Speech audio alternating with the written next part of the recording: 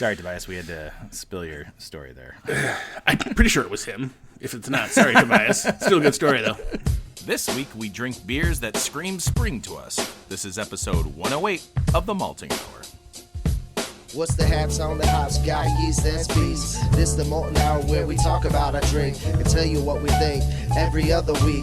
And if we get drunk, well, we might slur our speech. Got the gift of gab, the friends you wish you had. Join us for a drink, join us for a laugh. Time is never wasted, where you getting wasted. The Molten Hour here, people take your places. People take your places. People take your home. Welcome to the Malting Hour. I am one of your hosts, Tony Gold, joined always with Brandon Winninger.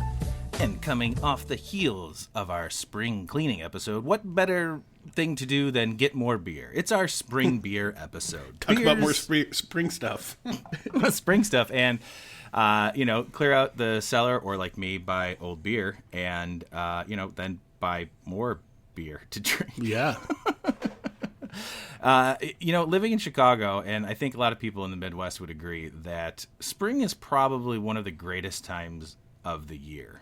Only because it's so freaking cold and it's like dreary. It didn't used to normally bother me so much, but for some reason, like this year, I am ready for winter to be done. I mean, it's officially spring, but I am ready for warmer weather and being outside and drinking beers that aren't just, heavy stouts and shit like that.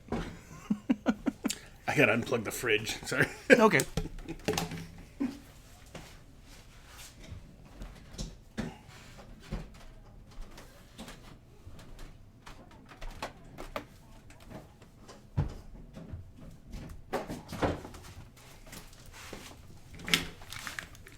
I hate that there's two of them back there that I'm like...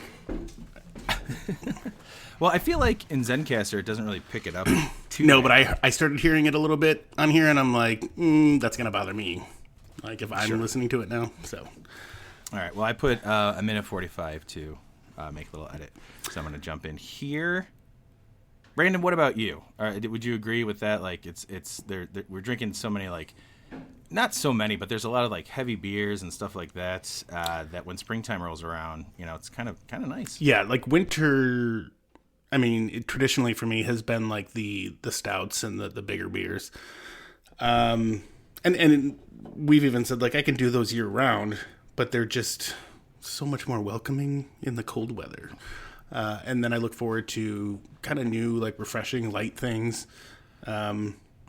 And then it's funny because it's the cycle where like you progressively get hoppier through the summer, and then it's like a barrel age something, and then it's like down the slope we go. Exactly. Excuse me.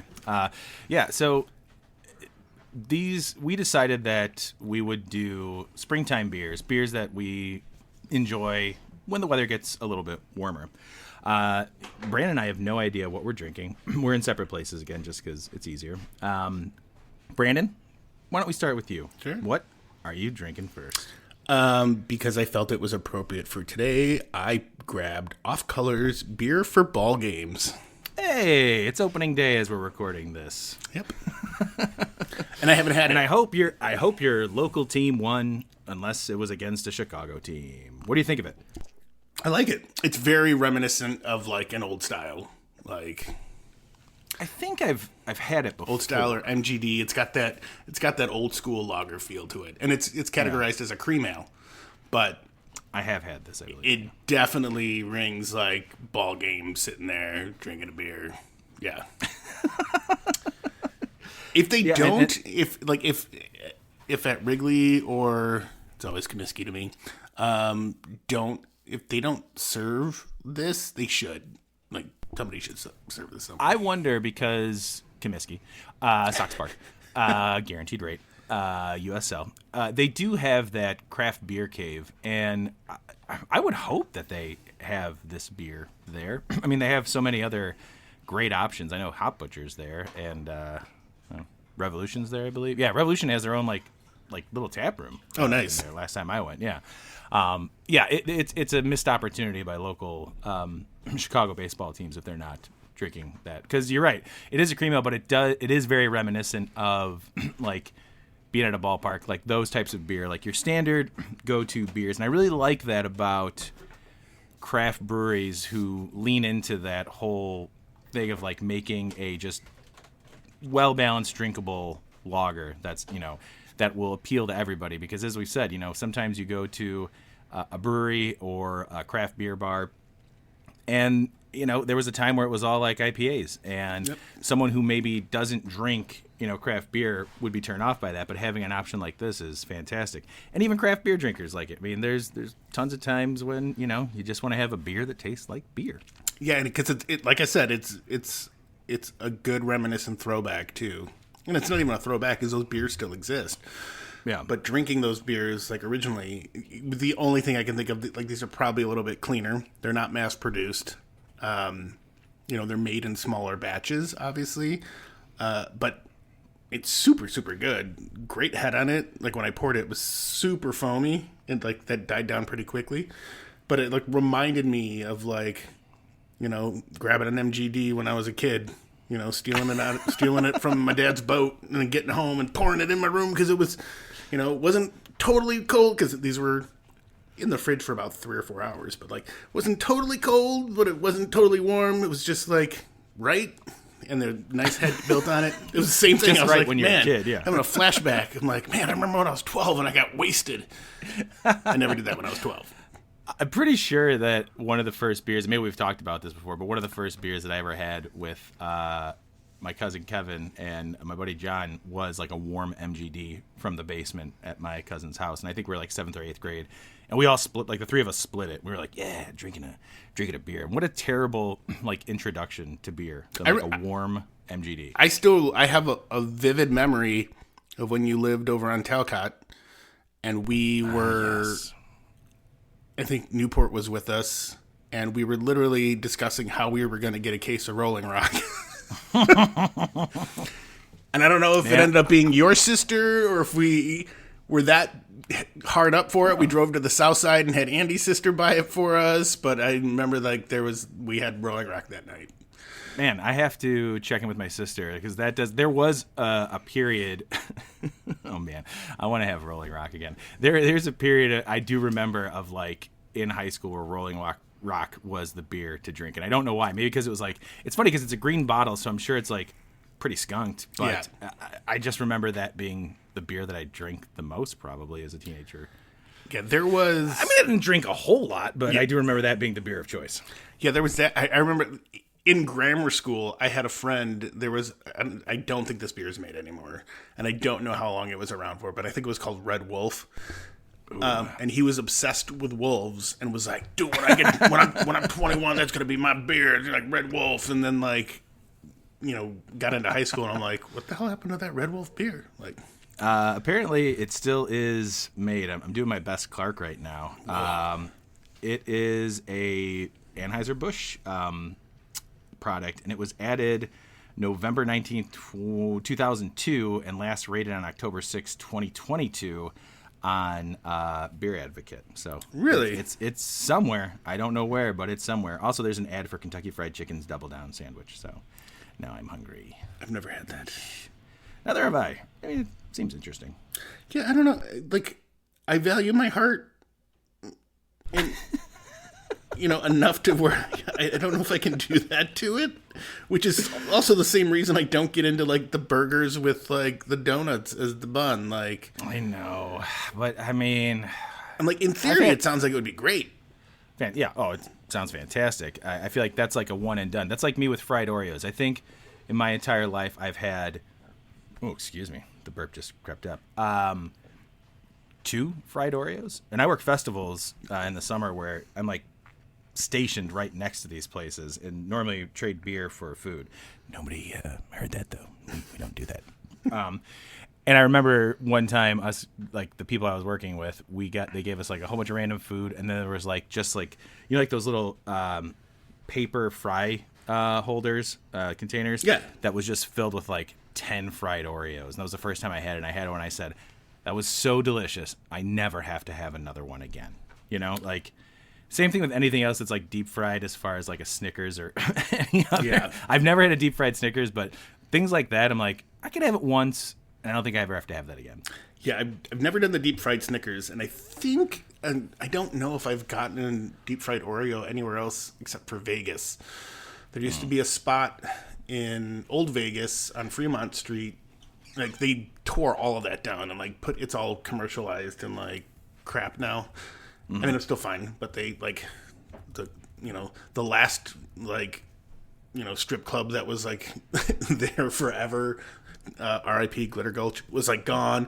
And then, like, I forget the name of the casino, but it was right on the corner there. But they had, like, the first time I went in there, I think I had to have been with Matt Sechon, and he's like, dude, you got to get the fried Oreos. And I was like, okay. And it was, like, $1 for, like, 5 of them. And I was like, cool. And they served footballs of beer or mixed drinks. And it was like $5 or $10 or something. Maybe it was $10 to get the football and then get it filled with whatever you want. And then it was $5 for refills. Oh, my God. Because I remember Tobias from Rabbit Brewing. He was there. Shout out. And he was drinking whatever he had mixed with 151. Oh my God. Yeah. we got back to Matt's car, and like all I remember is I have this vivid memory of Tobias just like sitting in the corner of the parking lot like throwing up. We're like, yeah. Sorry, Tobias, we had to spill your story there. I'm pretty sure it was him. If it's not, sorry, Tobias. Still a good story though. Hey, I was gonna say real quick, is there if not, I've pulled it up, but is there a description of beer for ball games from Off Color on the can? Just so people know. Not really. Literally, it's got the description, and then it says, "Hey, Dad, want to have a beer?" Well, I've got it pulled up here. It's the tasting notes. It says, while most of our beers for stuff, which, by the way, we've talked about a lot of the beers for different types of things on the podcast, and I still really want to do like just a big like beers for episode. You know what? We need to do that this year. We're gonna do that this year. We got to do a beers for whatever food with that food. Like or just or order activity. A smorgasbord of food. I mean, there's also activities. Like there's food activities, things like that. So we can run a marathon because there's beer for marathon. There's beers for basketball or beer for hoops. Anyways, I'm gonna read this right here. Beer for ball games. Tasting notes. A marathon. While most of our beers for stuff are inspired by things that are not beer, we could not imagine quaffing anything but a light-bodied but flavorful brew. What is that? Oh, man. Watching the font. I got to get glasses. Watching 9 innings from the bleacher section. This American-style cream ale features a light malt character with flavors of cornflake cereal. A light hop aroma contributes to nuanced floral pepper and grapefruit rind notes. Bread notes from the yeast left in the beer rounds out the mouthfeel. Ooh. There's a secret techniques thing. I'll read that too. Might as well.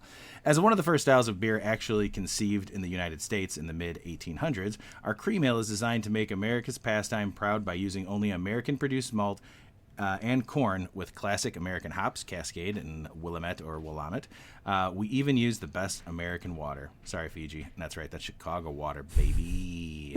And it's a session beer because it is only 4.2%, 18 IBUs. They use 2-row, flaked barley, caramel malt, textured malt, flaked corn, nugget, Willamette, Cascade, and Hey Dad, want to have a beer? Available baseball season.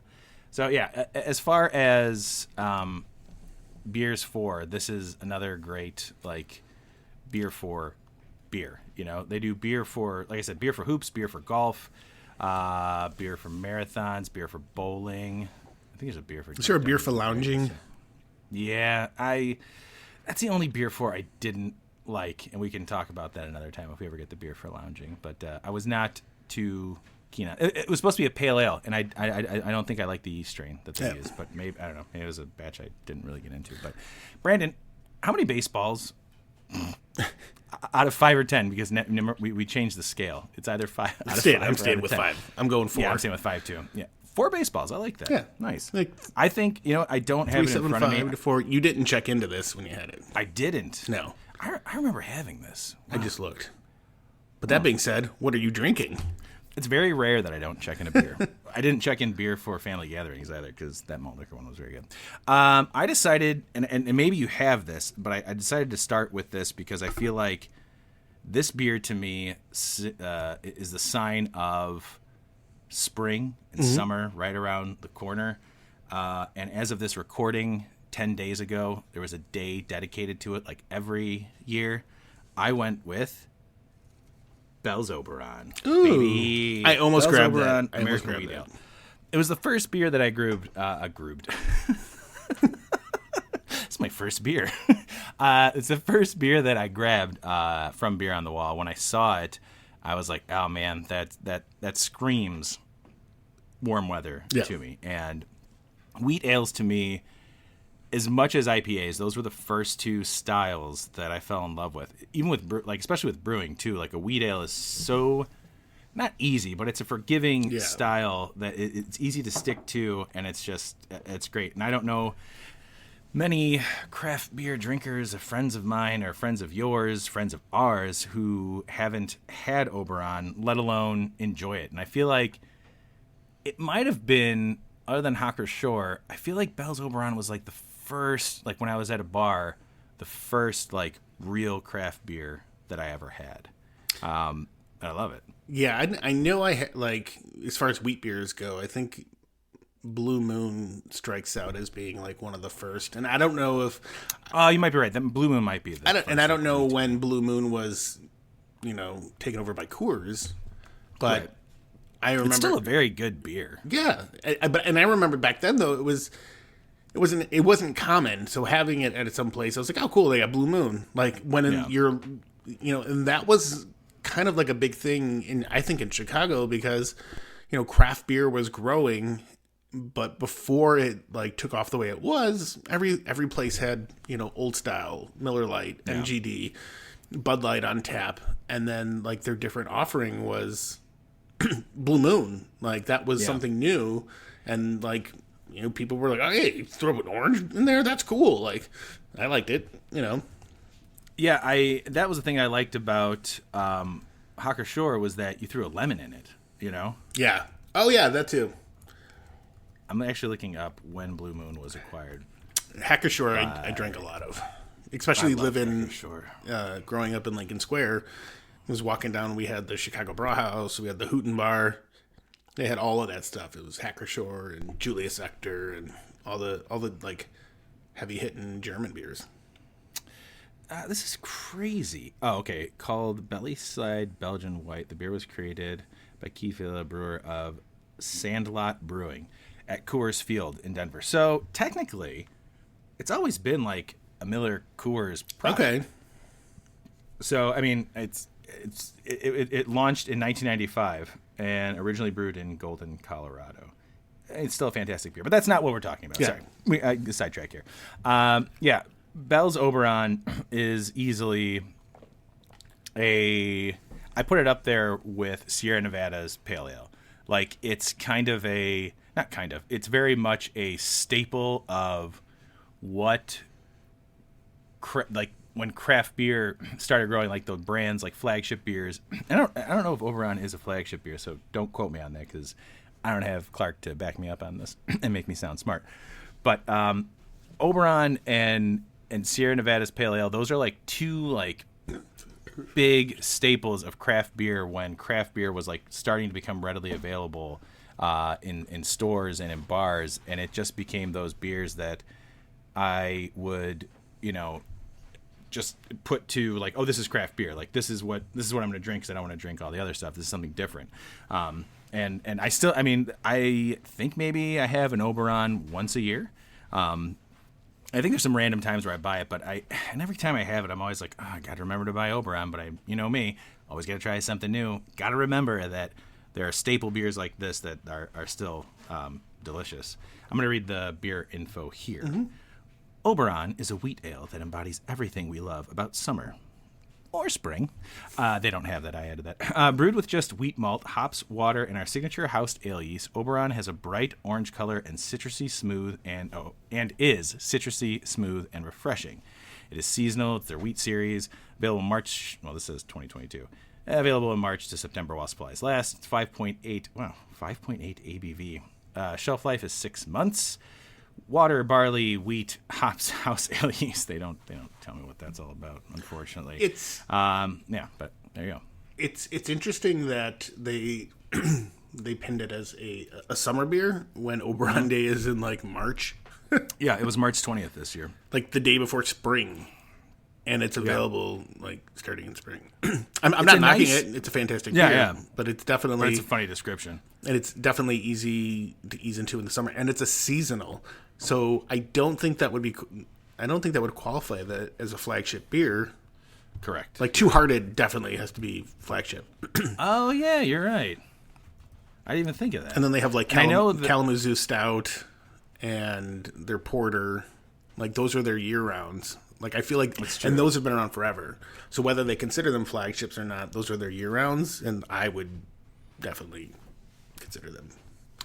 What's super cool is that towards the end of the year, or at least they've done it maybe the last 2 years, they changed the packaging as the sun is setting, which was super cool. I remember seeing that. Yeah, where it was like the sun was setting because summer is almost over. I'm looking at what was on tap this year for Oberon Day, and they had pineapple jalapeno Oberon, peach Oberon, blood orange, creamsicle, watermelon, chipotle, fruit punch, and raspberry hibiscus Oberon. Ooh. So those all sound very fun. A wheat beer is not easy, but it's a nice blank palette or blank slate to add stuff like that, especially fruit, to. So I you know what?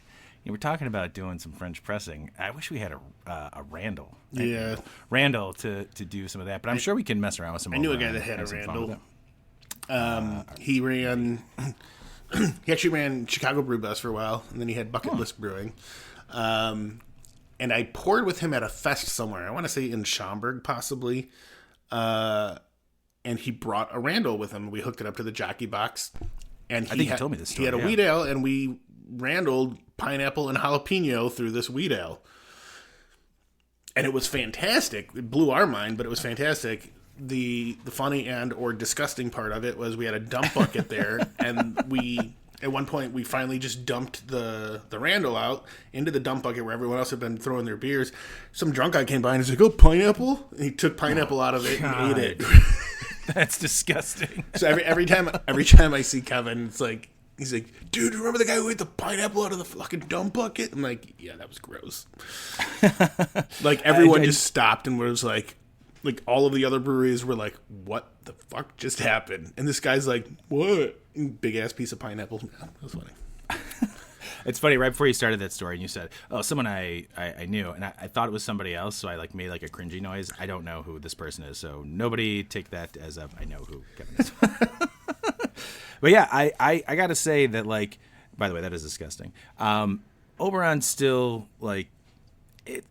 it's an easy drinking beer. It's a good beer also to bring to any party or going to someone's house for dinner or something. It's an approachable beer for a lot of people. Agreed. A wheat ale just kind of does that. Like a wheat ale is a nice way to have some craft beer, and Bell's does it very properly. So if you were ranking this beer, how many bells would you give it? Ooh, bells. I thought you were going to go Suns. Bells, man, and this is, I'm rating this just based on the beer, not of all time. For a wheat ale and for how good it is, man, that's a 4.5, 4.75. It's just a delicious beer. I'm not rating that against other beers that I rate so high that I'm just so specific. Overall, as a beer, this is so amazing. But for what this beer is, as a wheat ale, and for how long it's been around, and just what it is, I mean, that's almost a perfect beer. So I'm gonna go 4.75. 4.75 to a 4.8. Ooh, we'll do that for Bell's Oberon wheat. I mean, it's so good. I'm glad I started with that beer. Because I got some other ones that might destroy my palate. Not destroy it, but adjust it to a certain way. All right, Brandon, you want to start this second beer as well? Do you mind? Yeah, that's fine. What do you got, buddy? I decided to go with a local favorite. A beer that we enjoy.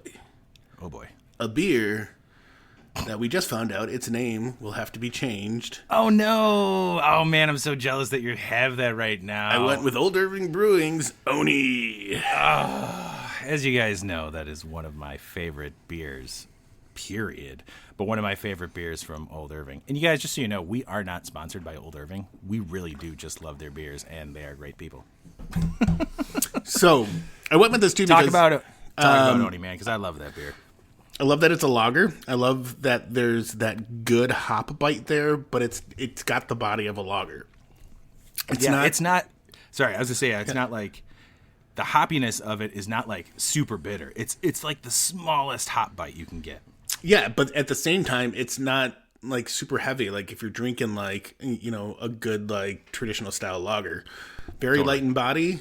It looks like they use it's Amarillo and Citra. Plays really really nicely on here. Can artwork is fantastic. Super cool. Probably shout out to Tim for that. I think he probably did that. And unfortunately, they got a cease and desist. They have to change the name. I've never had this in a can. I've had it on draft. Really? Yeah. Oh wow. Yeah, never in a can. I think every time I've gone there and they've had it on tap, I've had it because it's just so good. It really is. Like it is one of my favorite beers in Chicago. Like 100%. Like I've said like a lot. I wish that Oni was just available year round. Or it is, I mean, for the most part. Like they brew it every now and then it goes away for a little bit and then it comes back. I wish it was brewed as much as Beezer is brewed, which Beezer is fantastic, but Oni would be for sure my go-to beer all the time in Chicago. No offense to any other breweries, but that is like my jam. I just love it. It's so good. It smells amazing too.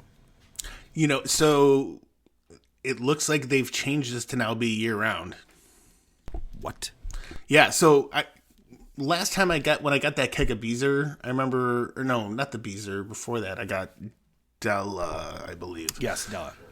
Was the first keg that I got from them. And I looked at their beer schedule, and Oni was on there for just like June, July, August, and I think half of September. Mm-hmm. And now it's year round. It's on there. Oh my God. Matthew, we're going to have to talk because I didn't know that. So I think I mentioned this on the last episode. Please bring that to Chicago on tap. And I have an empty keg from you guys that I need to return. Possibly get it filled with some Oni. I was going to say, man, maybe that's the one you go with. Maybe Oni's the next one. If that's the case, I might come by and fill up not a crowler, but the 32 howler, a howler. Yeah. A 32-ounce howler, if that's okay, just to bring home, just so I have some, on tap. That's either going to be that or I end up with that keg of Bourbon County. We'll see. Ooh, let's not talk about that yet. That's a secret surprise. It's not. We're going to do some French press beers. So Oni was definitely a lager that, again, we can get over how many times I've said it. I just like lagers now. But it was a lager like that was that's different, that it definitely like opened my eyes to realizing there are different styles of lagers out there that everybody would like, and this is one of them. It's one of the few dark lagers that I love. Like, and it's not even super dark. No, it's not a dark lager. But I'm saying it's one of the it's not a dark lager that I love, because I love dark lagers. It looks like, I mean, it's yellow. It's straw colored. It's God, it's so delicious. I'm jealous that you got that. I was wondering if you were going to grab it too. I don't remember seeing it at Beer on the Wall. I saw some other. There might be an old Irving beer actually in my lineup. But yeah, I don't remember seeing Oni at Beer on the Wall. But I definitely want to get some next week. So, how many Japanese demons would you give this? That's terrible. How many Japanese demon? How many? What are we doing? I don't know. Derailed. I have derailed so hard. How many Onis would you give this? It's funny. I've never checked this in. Oh, interesting. Yeah, I would have figured I would have done that, but I'm definitely about 4.5. Yeah, does it show what I gave this? Sorry, I know you just put your phone down. 4.5, apparently. yeah, 4.5. I mean, it's. There's no reason why that shouldn't be a 5 for me, to be honest. Like, it's just so good. I feel like I talked more about the beer than you did. Yeah, I'm like 4.5, maybe 4.6 on this, because when I want a lager and I want a little bit more, this is 100% what I would go to, because it's got the body, Absolutely. it's got the feel, but it's just And got the that aroma. Yeah, I love the aroma. and it's got that slight hop bite to it that it's just phenomenal.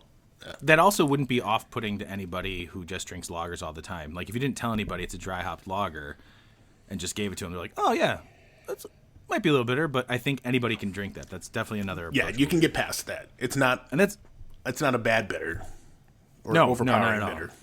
It's a fantastic example of a spring beer. I'm going local as well with mine. This is one I've not had. And I saw it, and I said, you know what? This also kind of goes with the style of springtime, warmer weather. So why not go with Midwest Coast? What is it called? Hanging Curve Blonde Ale. Ooh. The Midwest Coast is here in Chicago. Never had it.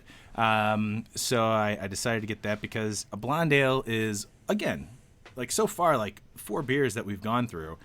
They're approachable beers. They're easy drinking beers. They're not too high ABV. They're not too hoppy, but they all have their own, like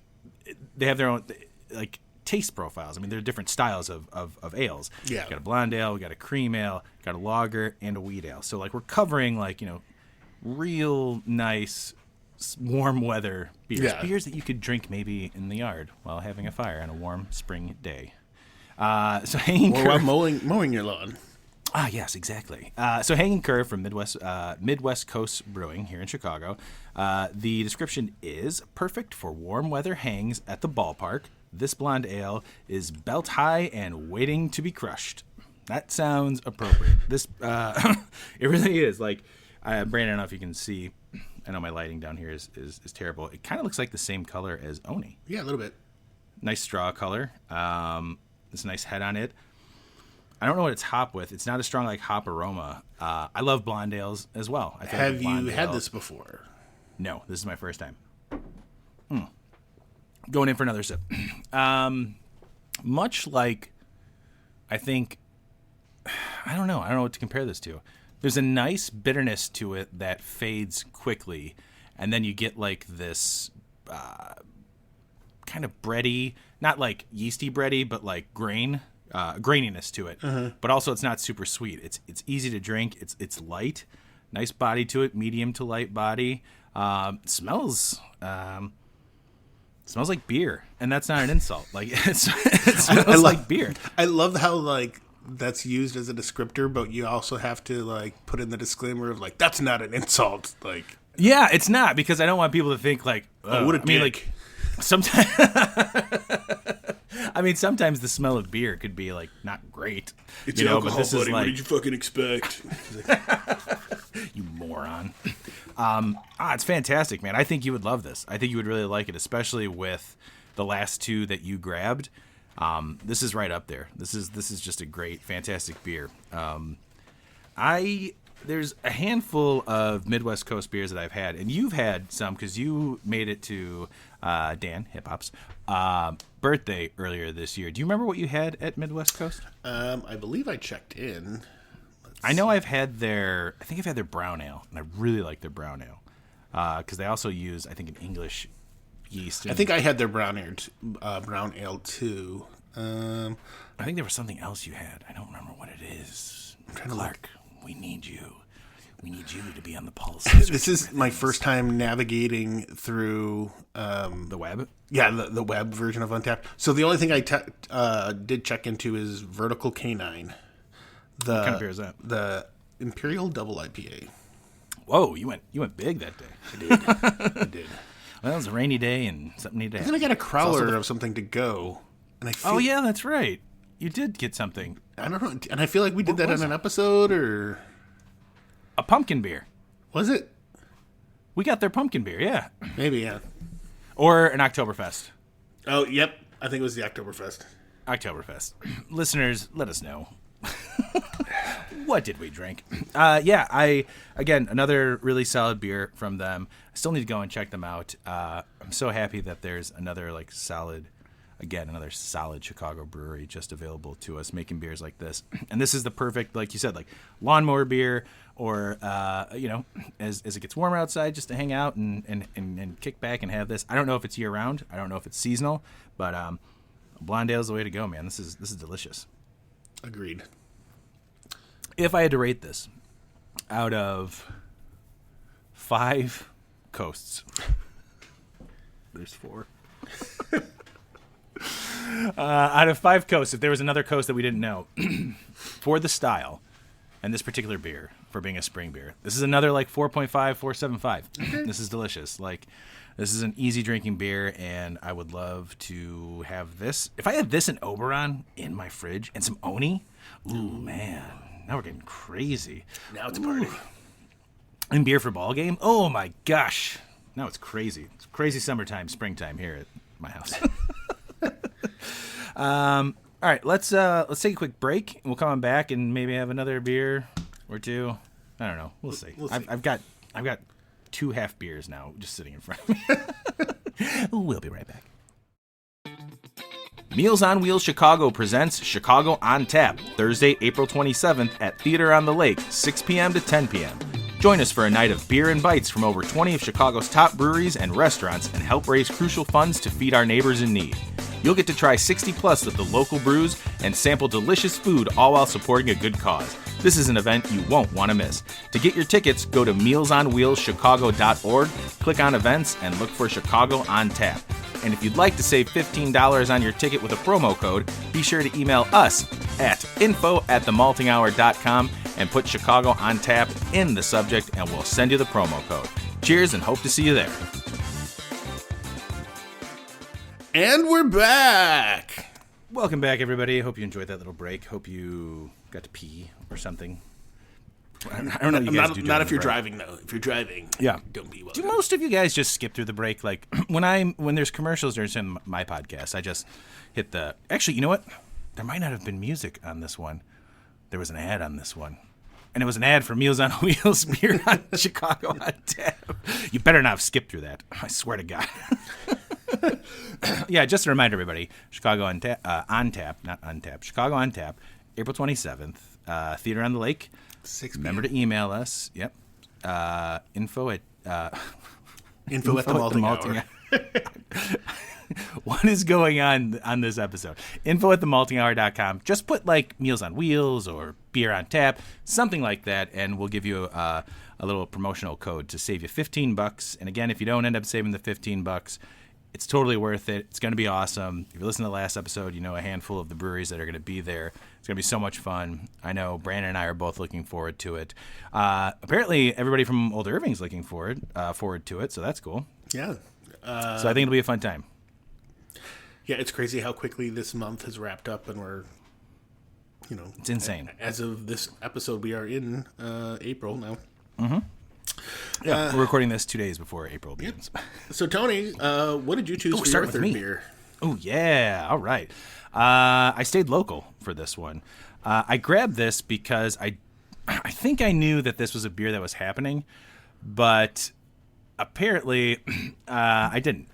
I didn't know it actually existed. And when I saw it, I'm like, I got to get this because there is a newer venue here in Chicago. It's called the Salt Shed, which is taken over the old Morton Salt building, where there's concerts, I think have been happening since last year. And I am going to like 4 or 5 shows. 1, 2, 3, 4. I'm going to 4 shows this year at Salt Shed. Haven't been there. My wife's been there. Laura's been there, and she said it's awesome. She was outside. I've had some other friends go there. I didn't know that this was a collaboration because it's called Dawn of the Shed, Piperwork Brewing. Piperworks did a collaboration with Salt Shed, and I'll read this to you. Dawn of the Shed is American Pale Ale with Galaxy and Motueka hops. It's 5.3% ABV. With spring right around the corner, we've teamed up with our pals at the Salt Shed to bring you Dawn of the Shed. This is incredibly well-balanced, easy-drinking American Pale Ale that brings on amplified notes of tropical lime, peach, and ripe guava. So this is right up my alley. Ooh. Like, you know me, I love pale ales. We love pale ales. Pale ale is one of the best styles ever created. Pipeworks did it. It's a collaboration with Salt Shed, so I had to get this. And right off the bat, when I crack it open, it's got a nice citrusy kind of. It's a very fruity smell, but it's like there's a hoppy bitterness to it that's really nice in the aroma. And upon my first sip,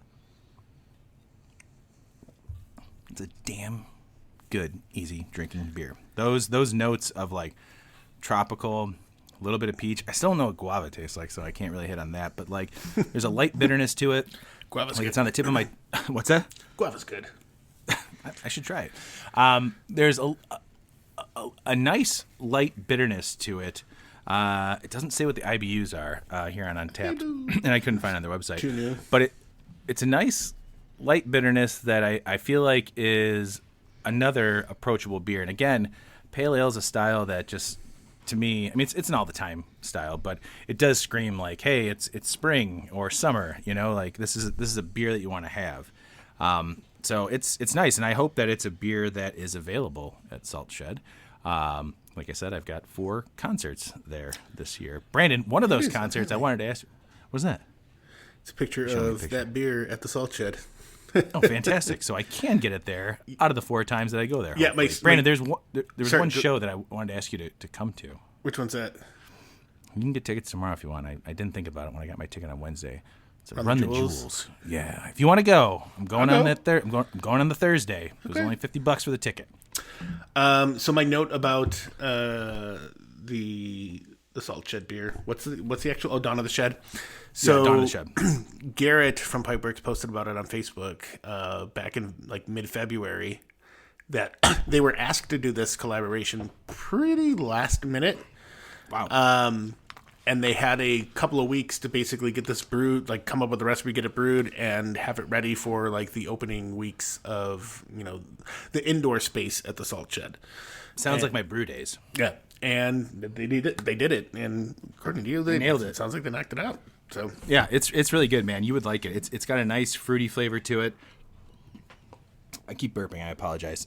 There's a little haze to it. It's like another like orangish gold straw like color. It's really tasty. It's easy drinking. This is a perfect like concert beer. You know? Really is. I love it. that's cool. If I had to rate this, How many salt rocks? I was gonna say that, but because Pipeworks always uses How many wrenches? unicorns or unicorns. Oh, yeah. I like unicorns. There's more unicorns than ninjas when it comes to Pipeworks. I will rate this on unicorn horns, even though, I mean, there are, I don't know if you can see this, Brandon. There are unicorns on the label right there. Yeah. Can you tell? Yep. I know it's kind of blurry. Out of unicorn horns, out of 5, man, for the style, I feel like it leans a little bit more. No. Shit. This is a 4-4. 4-5. 4-5. 4-5 unicorn horns on this. I love it, man. Dawn of the Shed, fantastic, and I can't wait to go to the Salt Shed. Also, for those who don't know, Goose Island Clybourne is going away. The original brewery, R.I.P. The tap room. But they are moving next door to the Salt Shed, so that should be kind of fun. It'd be nice to see what they do. My thought is that they'll probably do some concerts there with them, sponsored by Goose Island, but who knows? I don't know. I do know that they serve a lot of local beer, and it seems like everybody who's coming to town, they're going to the Salt Shed. Brandon, what's your next beer for spring? I also went with a local brewery, and I am drinking Beguile's Freebird. Oh, nice. It was funny as you were looking down, I'm like, is he looking up on his phone? Does he not remember what he has? Freebird's a blonde ale, right? Or is it an IPA? It says American Pale Ale. There. Look at that. We both ended on a pale ale. How nice. Have you had Freebird before? I swear I have. Just haven't checked it in. But I know I've had this before. If I'm not mistaken. You haven't checked it in either, apparently. If I'm not mistaken, and any avid listeners, was this one of the beers on the Decades of Pale Ales? I feel like it was. I'm almost positive. I feel. Are we at least talked about it? I gotta look back. I gotta look at this right now. I'm looking it up. Oh, my episode guide. Oh, geez. Our website's pretty great, but I have no idea. I know how to look. So I searched on so unless we spelt it wrong, I searched Begyle on our website, which is my source of information. The only Begyle beer we've officially drank on the show was Dicey Riley. What? Yeah. come on. I'm almost positive. I could be wrong, but I'm almost positive. I'm not seeing. I'm clicking on. My internet is running. Of course, it goes to the wrong episode. My internet's running a little slow right now, so I can't really look at it. But I do enjoy that beer. Brandon, what are you thinking about this beer right now? Tell us. I love about it. It's the perfect embodiment of what I would want. A pale ale to be. Super clean. Like even. If you can see it, like that golden color, it's just like perfectly clear, like crystal clear. Wow, right? That's super clear. The hop bitterness is just light and slightly fruity, slightly bitter. It's not a dry beer. It's got some juiciness to it, and it's super easy drinking, man. Like, really light on the palate, and I'm drinking this one faster than I drink the Oni. Although I had a 16 ounce of Oni, so that's a little bit stupid. But it's super smooth. Like an idiot. It's super, super smooth. I like it. I looked back at our episode, and the only thing that we have are the funny things that Kevin wrote about the decades. I'm almost positive we had this. I could be wrong. But I do remember. Neither of us checked it in then. Yeah, it's not unheard of. But I have had Freebird before. It's a fantastic pale ale. It's very, very good. And I feel like it's a great example of what a pale ale can and should be. And again, like we've talked about pale ales before. That was the beer style we did with Howard Street. Sarcasm starts at 10 a.m. And same thing with this, with the Dawn of the Salt Shed. Like that style to me screams spring and summer. Like you can have a pale ale all the time, but once you get through the winter and the cold months, and you want to have like a beer that still has something to it that's not necessarily like a lager or a wheat ale or a cream ale or a blonde ale, a pale ale is the way to go, because I feel like that's like how you're getting to the end of spring into summer. That we're just talking about the decades of pale ale thing. I was like, we're gonna have Kevin on again. It's been a while. It has. He's been on twice. Oh, Aggie, how's it going? He's been on twice, and it would be nice to have him back on because it'd be fun to do. Since he's been on, his relationship with craft beer has grown. One of the styles that he's grown to love. Girl. Is barley wine. He loves barley wines. Was it something that I had before? Did I have something that I brought over that was a barley wine that we wanted to share with him? There was something I had when I stopped by when you two were hanging out and I came and hung out with you guys. Oh, yeah. I forgot what I brought. Possibly. I am actually saving, and I would like you to be a part of it as well. If not, I know you have like maybe two of them. The Goose Island 2-year-old Old Fitzgerald barley wines.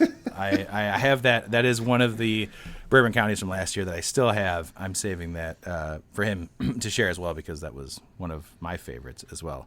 But yeah, how many? So going back to Freebird, how many birds would you give this? I'm sitting about 3.75 for Interesting. 4 birds. Is there anything about it that you don't like? Not really, no.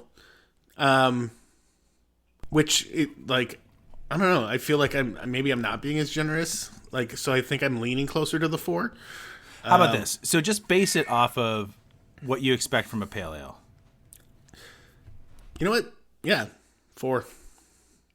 4. I wasn't trying to push you. No. I get it too, and I'm like, I have to put myself in that mindset when I'm rating things because it's very hard. It gets harder, like especially during episodes when you've had so many different beers. That's why I have a hard time rating beers when I go back like 2 days later and check them into Untapped. I feel like I need to like not rate them because I don't remember what I said. Yeah. Well, and that's why, especially like during Stout Fest, that's why I put that sheet up so I could just quickly drop in numbers. Good idea. And not even like think about it. And then that's what I used when I went back and checked in stuff. Oh, that was smart. I went back to that to verify names of beers and what I had because I had it written down some of them, but I didn't remember all of them. Yeah, I think pale ale is a good way or a good beer to represent spring. I think it's a it speaks, I mean, to you and I, like, we obviously have similar taste in what we thought a spring beer would be. What I didn't do, there's 2 beers left that I have. I had a, Cushy Blueberry, I think is what it is, from Old Irving, that I haven't had yet because that's got blackberry and blueberry in it. And then the other beer, I don't have it up. I thought I did. It's a Sketchbook Dunkelbach. Ooh. And I feel like I'm surprised neither one of us did a Maibach for this episode. I grabbed one. Ah, nice. Yeah, I figured like a Bach beer is also a nice like springtime beer because you're coming out of the winter into spring, but you still have like here in Chicago as we're recording this, tomorrow it's going to be like 63 with thunderstorms. And then Saturday, we have a wintry mix of snow and rain. It's going to be like 40 degrees. And then all next week is going to be in the 60s. By the time this episode comes out, it's like Sunday's supposed to degrees. be in the 60s. That's where we're debating. Yeah. So we're pressing on to spring, but Saturday, it's a good day to have a Bach. It's rainy. It's cold. So the reason I didn't do... So I actually got... I went old school. I got an Ayinger Maibach. Ooh.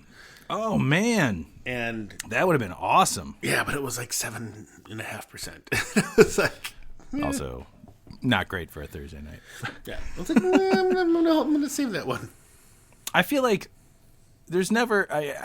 I don't know what I've said in past episodes, but springtime is a really fun time to explore lighter options. Like that's why I got the Cushy Blueberry, because I felt like a sour blueberry... You know, when we do dry January, I there's 2 years in a row I did a sour beer right after or during dry January to drink in February because I felt like that was a nice transition from having like big heavy stouts and winter warmers and all these other like winter cold weather beers, then to have like a nice tart, sour, refreshing session beer. And these spring beers are great because it's kind of the same idea. You can kind of bounce around from like 4 to 5, even 5.5%. I don't think we went above that.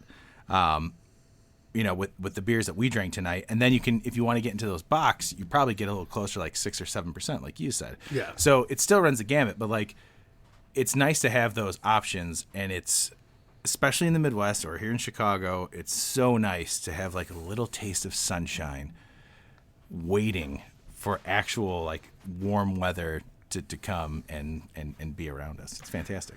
Yeah, so like I was purposeful when I did not choose the Maibach, just because I'd done all the lighter beers. I'm like, I don't want to end on a higher beer. Like, yeah, which is why I thought maybe I'd go with the sour beer, because I thought that would be a nice way to end it. But with the pale ale, I had to. I had to do it because good call by both of us. Yeah, it's a good way to end it. Hey, man, you got anything else you want to say about spring beers or anything else going on? All right, just looking forward to spring. Looking forward to summer, actually. Yeah.